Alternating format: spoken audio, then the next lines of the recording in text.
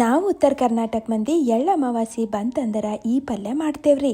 ನಾವು ಇದಕ್ಕೆ ಭಜ್ಜಿ ಇಲ್ಲ ಭಜ್ಜಿ ಪಲ್ಯ ಅಂತ ಕರಿತೇವ್ರಿ. ನೀವು ಎಲ್ಲ ಯಾರ್ಯಾರು ಮಾಡ್ತೀರಂತ ನಂಗೆ ಕಮೆಂಟ್ ಮಾಡಿ ಹೇಳೋದು ಮರಿಬೇಡ್ರಿ. ಈ ಭಜ್ಜಿದಾಗ ಹಾಕೊಂಡು ಉಣ್ಲಕ್ಕ ಈ ಎಣ್ಣೆ ಹೆಂಗೆ ಕಾಸ್ಬೇಕಂತ ತೋರಿಸ್ತೀನಂತ್ರಿ.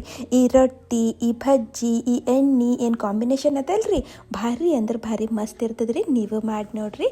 ಈಗ ನೋಡ್ರಿ, ನಾ ಇಲ್ಲೇನು ಮಾಡೀನಿ, ಹಸಿ ಹುಂಚಿನಕಾಯಿ ತೊಗೊಂಡೇನ್ರಿ, ಚಲೋ ತೊಳೆದು ತಂದೇನ್ರಿ. ಇದು ಇಲ್ಲಪ್ಪ ಅಂತಂದ್ರೆ ಏನು ಮಾಡ್ರಿ, ನೀವು ಹುಣಸಿ ಹಣ್ಣು ತೊಗೋಬೋದು.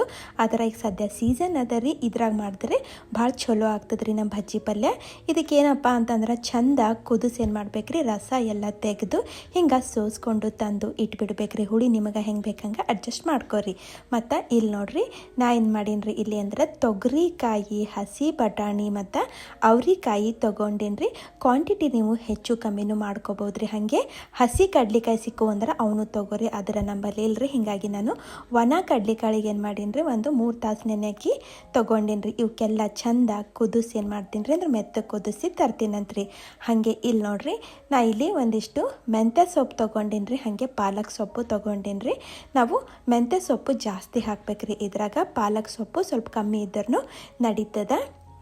ಈಗ ಇದ್ರ ಸರಿ ನಾನು ಉಳ್ಳಾಗಡ್ಡಿ ತಪ್ಪಲ್ನು ತೊಗೊಂಡೇನಿ ರೀ, ಅಂದ್ರೆ ಈರುಳ್ಳಿ ಸೊಪ್ಪನ್ನು ತೊಗೊಂಡೇನಿ ರೀ. ಇದು ಅಂತೂ ಬೇಕೇ ಬೇಕ್ರಿ, ನಮ್ಮ ಭಜ್ಜಿ ಭಾಳ ಅಂದ್ರೆ ಭಾಳ ಚಲೋ ಆಗ್ತದ್ರಿ ಇದರಿಂದ. ಮತ್ತು ಕೊತ್ತಂಬರಿ ಸೊಪ್ಪನ್ನು ತೊಗೊಂಡೇನಿ ರೀ.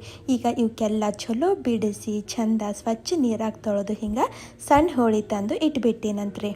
ಈಗ ನೋಡ್ರಿ, ಕಡಾಯಿನಾಗ ಒಂದಿಟ್ಟು ಎಣ್ಣೆ ಬಿಸಿ ಮಾಡ್ತೀನಂತ್ರಿ. ಸ್ವಲ್ಪ ಜಾಸ್ತಿನೇ ಎಣ್ಣೆ ಹಾಕೋರಿ.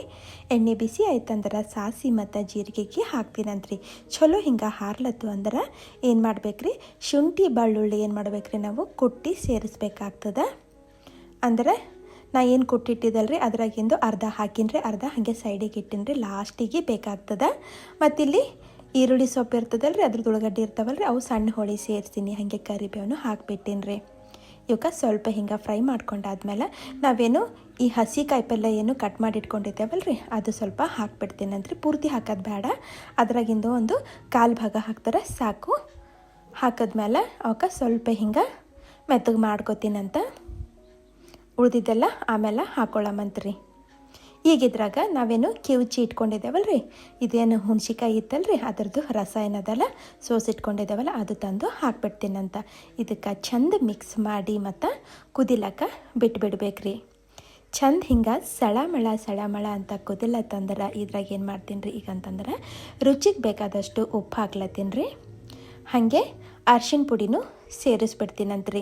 ಮತ್ತು ಈಗ ಖಾರ ಬೇಕಲ್ರಿ, ಹೀಗಾಗಿ ನಾ ಇಲ್ಲಿ ಹಸಿ ಖಾರ ಅಂದ್ರೇನು ರೀ, ಹಸಿ ಮೆಣಸಿನ್ಕಾಯ್ದು ಪೇಸ್ಟು ಸೇರಿಸ್ಲತ್ತೀನಿ ರೀ. ಈ ಪಲ್ಯಕ್ಕೆ ಎಲ್ಲ ಹಸಿದೆ ಇದ್ರೆ ಚಲೋ ಆಗ್ತದ್ರಿ. ನನಗೆಲ್ಲ ಹಸಿದೆ ಸಿಕ್ಕ್ಯದ, ಅದರ ಕಡ್ಲಿಕಾಳು ಒಂದು ಸಿಕ್ಕಿಲ್ರಿ. ಹೀಗಾಗಿ ನಾನು ಒಣ ಕಡ್ಲಿಕಾಳು ತೊಗೊಂಡು ಹಾಕ್ಲತ್ತೀನಿ ರೀ. ಈಗೇನು ಮಾಡ್ಬೇಕಪ್ಪ, ಹಿಂಗೆ ಹಾಕೋದಿಲ್ಲತ್ತಂದ್ರೆ ಉಳ್ದಿದ್ದೇನದಲ್ರಿ, ನಾವು ಏನು ಕಟ್ ಮಾಡಿ ಇಟ್ಕೊಂಡಿದ್ದು ಏನು ತರಕಾರಿ ಅದಲ್ಲ, ಹಸಿ ತರಕಾರಿ ಸೊಪ್ಪೇನದಲ್ಲ ಎಲ್ಲ ತಂದು ಇದ್ರಾಗ ಸೇರಿಸ್ಬಿಡ್ಬೇಕ್ರಿ. ಒಂದೇ ಸಲ ಎಲ್ಲನೂ ಹಾಕ್ಬಿಡ್ಬೇಕು. ನೀವು ಕ್ವಾಂಟಿಟಿ ಹೆಚ್ಚು ಕಮ್ಮಿ ಮಾಡ್ಕೊರಿ, ನಡೀತದ. ಇದ್ರಾಗೇನ್ರಿ ಎಷ್ಟು ಹಾಕ್ತಾರೂ ನಡೀತದ. ಈಗ ಚಂದ ಕಲಿಸಿ ಕುದಿಲಕ್ಕ ಬಿಡಮಂತ್ರಿ. ಅಲ್ಲಿಂದ ತನಕ ಏನು ಮಾಡ್ಬೇಕಪ್ಪ ಅಂತಂದ್ರೆ ಒಂದು ಬಟ್ಟಲು ಕಡ್ಲಿ ಹಿಟ್ಟು ತೊಗೊಂಡು ಅದ್ರಾಗ ಒಂದು ಬಟ್ಟಲು ಏನು ಮಾಡ್ತೀನಿ ರೀ ನಾ ಇಲ್ಲಿ ಅಂತಂದ್ರೆ ಉಗುರು ಬೆಚ್ಚಗೆ ನೀರು ಹಾಕ್ಲತ್ತೀನಿ ರೀ. ತಣ್ಣೀರನ್ನೂ ಹಾಕ್ಬೋದು, ಅದರ ಉಗುರು ಬೆಚ್ಚಗೆ ನೀರಿನಾಗ ಚಂದ ಕಲಿಸ್ಕೊಬೋದು ಅಂತ ನಾನು ಉಗುರು ಬೆಚ್ಚಗೆ ನೀರು ಹಾಕ್ಲತ್ತೀನಿ ರೀ ಅಷ್ಟೇ. ಈಗ ಇದಕ್ಕೆ ನಾ ಏನು ಮಾಡ್ತೀನಿ, ಚಲೋ ಕಲಿಸಿ ಸೈಡಿಗೆ ಎತ್ತಿಡ್ತೀನಂತ್ರಿ. ಮತ್ತು ಈಗ ಇಲ್ಲಿ ಕುದಿ ಬಂತಂದ್ರೆ ನಾವೇನು ಮಾಡಬೇಕಾಗ್ತದ್ರಿ, ಒಂದು ಸಲ ಹಿಂಗೆ ಮಿಕ್ಸ್ ಮಾಡಿಕೊಂಡು ನಾವೇನು ಕಲಸಿಟ್ಟಿದ್ದೇವಲ್ರಿ ಕಡಲೆ ಹಿಟ್ಟು ಅದು ತಂದು ಹಾಕ್ಬೇಕ್ರಿ. ಒಂದು ಕೈಲಿಂದ ಹಾಕಬೇಕು, ಒಂದು ಕೈಲಿ ಕಲಿಸ್ಬೇಕ್ರಿ, ಇಲ್ಲಾಂದ್ರೆ ಗಂಟು ಆಗ್ತದೆ. ಹಾಗೆ ಆ ಬುಟ್ಟಾಗ ಸ್ವಲ್ಪ ನೀರು ಹಾಕಿ ಅದನ್ನು ಇದ್ರಾಗೆ ತಂದು ಹಾಕ್ಬಿಡ್ತೀನಂತ್ರಿ. ಕಡ್ಲೆ ಹಿಟ್ಟು ಮತ್ತು ನಾವು ಮುಂದೆ ಹಾಕೋಬೇಕಾಗ್ತದೆ, ನಿಮಗೆ ತೋರಿಸ್ತೀನಂತ ಯಾವಾಗ ಹಾಕೋಬೇಕಂತ. ಈಗ ಇದಕ್ಕೆ ಚಂದ ನಾವು ಕಲಿಸ್ಕೋಬೇಕಾಗ್ತದೆ. ನಿಮಗೆ ಅಳಸಳಸೆ ಬೇಕಂದ್ರೆ ಇಷ್ಟಕ್ಕೆ ನಾವು ಬಿಡ್ಬೋದ್ರಿ. ಈಗ ನೋಡ್ರಿ, ನಾವೇನು ಕುದಿಸಿಟ್ಟಿದ್ದು ಕಾಳುಗಳವಲ್ರಿ, ಅವು 4 ನಮೂನಿ ಕಾಳವಲ್ಲ, ಎಲ್ಲ ತಂದು ಇದ್ರಾಗ ಸೇರಿಸ್ಬಿಡ್ತೀನಂತ್ರಿ. ಸೇರಿಸಿ ಈಗ ಇದಕ್ಕೆ ಚಂದ ಕಲಿಸ್ಕೊತೀನಂತ. ಕಡ್ಲಿ ಹಿಟ್ಟು ಹಾಕಿದ್ದೇವಲ್ರಿ, ಹೀಗಾಗಿ ಇದು ಚಲೋ ಕುದಿಬೇಕಾಗ್ತದೆ. ಚಂದ ಒಂದು 10ರಿಂದ 15 ನಿಮಿಷ ಸಣ್ಣ ಉರಿನಾಗ ಕುದಿಸ್ಬೇಕಾಗ್ತದೆ ರೀ. ಈಗ ನೋಡ್ರಿ, ಅಳಸನಿಸ್ಲತ್ತದ್ರಿ ನಂಗೆ ಸ್ವಲ್ಪ ಕಟ್ಟಬೇಕಂತ ನಾನು ಏನು ಮಾಡ್ತೀನಿ ರೀ, ಮತ್ತು ಇಲ್ಲಿ 1ರಿಂದ 1.5 ಬಟ್ಟಲು ಕಡಲೆ ಹಿಟ್ಟು ಉದುರ್ಸ್ಲತ್ತೀನಿ ರೀ. ಇದೇನು ನೀರಾಗಿ ಕಲಸಿ ಹಾಕೋದು ಬೇಕಾಗಲ್ಲ, ಯಾಕಂದ್ರೆ ಗಂಟು ಆಗಲ್ಲ ನಾವು ಹಿಂಗೆ ಹಾಕೋದ್ರಲಿಂದ. ಡೈರೆಕ್ಟಾಗಿ ನೀರಿನಾಗೆ ಹಾಕ್ತೇವಂದ್ರೆ ಗಂಟು ಆಗ್ತದೆ. ಆಲ್ರೆಡಿ ನಾವು ಹಾಕ್ಕೊಂಡಿದ್ದೇವಲ್ಲ, ಹೀಗಾಗಿ ಈಗ ಹಾಕ್ತಾರೆ ಇದೇನು ಗಂಟು ಆಗಲ್ಲ. ಸಣ್ಣ ಊರಿನಾಗ ಇದಕ್ಕೆ ಚೆಂದ ಕಲಿಸ್ಬೇಕಾಗ್ತದೆ ರೀ. ನಿಮಗೆ ಅಳಸಳಿಸ್ಬೇಕಂದ್ರೆ ಅಷ್ಟಕ್ಕೆ ಬಿಡ್ಬೋದು. ಅದ್ರ ನಂಗೆ ಹಟ್ಟಬೇಕಂತ ನಾ ಮತ್ತೊಂದಿಷ್ಟು ಕಡಲೆ ಹಿಟ್ಟು ಸೇರಿಸೀನಿ ರೀ. ಈಗ ಒಂದಿಷ್ಟು ಕೊತ್ತಂಬರಿ ಸೇರಿಸ್ಬಿಟ್ಟಿನಿ ರೀ. ಮತ್ತು ಉಳಿದಿದ್ದು ಏನು ಶುಂಠಿ ಬೆಳ್ಳುಳ್ಳಿ ಇತ್ತಲ್ರಿ ಕುಟ್ಟಿದ್ದು, ಅದನ್ನು ಹಿಂಗೆ ಇಟ್ಬಿಡ್ತೀನಂತ. ಅದ್ರ ಮೇಲೆ ಒಂದು ಚಮಚ ಎಣ್ಣೆ ಹಾಕ್ಬಿಡ್ತೀನಂತ್ರಿ. ಇದೆಲ್ಲ ಹಾಕಿ ಮೇಲೆ ಮುಚ್ಚಿ ಸಣ್ಣ ಊರಿನಾಗ ಒಂದು 2-3 ನಿಮಿಷ ಬಿಡಬೇಕ್ರಿ. ಬಿಲ್ಕುಲ್ ಕಮ್ಮಿ ಊರಿನಾಗ ಬಿಡಬೇಕಾಗ್ತದೆ ರೀ. ಆಮೇಲೆ 2-3 ನಿಮಿಷ ಆದಮೇಲೆ ಚಂದ ಒಂದು ಸರ್ತಿ ಇದಕ್ಕೆ ಮಿಕ್ಸ್ ಮಾಡ್ಕೋಬೇಕ್ರಿ.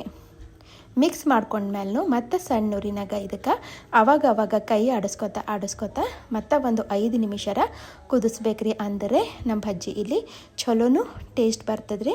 ಹಾಗೆ ಭಾಳ ದಿವಸದ ತನಕ ನಾವು ಸ್ಟೋರ್ ಮಾಡಿನೂ ಇಡ್ಬೋದು ರೀ ಫ್ರಿಜ್ಜಿನಾಗ. ಈಗ ಇದ್ರ ಸಲಕ್ಕೆ ಎಣ್ಣೆ ಹೆಂಗೆ ಕಾಯಿಸ್ಬೇಕಂತ ತೋರಿಸ್ತೀನಂತ್ರಿ.